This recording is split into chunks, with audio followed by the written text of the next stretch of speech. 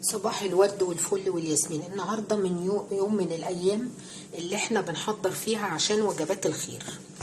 أنا بستخدم الطباق الفوم دي، العلب الفوم دي في وجبات الخير. ليه؟ أولا هي الحمد لله بتشيل كمية كبيرة جدا وممكن تخلينا ننوع ونحط 3 أصناف جوه البوكس ده. ثانيا يا جماعة، ان انا شفت منظر في الشارع بصراحة ما عجبنيش.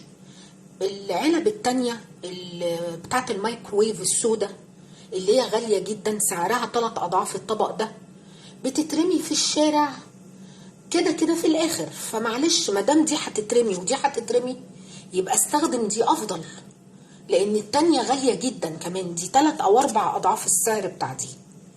وغير كده وكده اللي بياخد الوجبات دي حد واقف في الشارع، فهو مش هيسخن في مايكرويف، هو واخدها هياكل الوجبة بسرعة وهو واقف.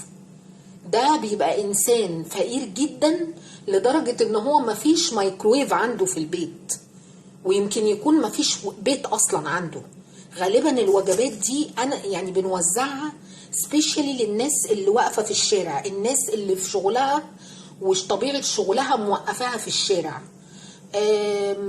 يعني مثلا لو نفترض ان في حد من عمال النظافة اللي بيبقوا واقفين في الشارع، وده صعب جدا ان هو يسيب مكانه ويروح يشتري وجبة، صعب جدا ان هو يتوفر قدامه مايكرويف عشان يسخن فيه. انت بتديله وجبة في علبة مايكرويف ليه؟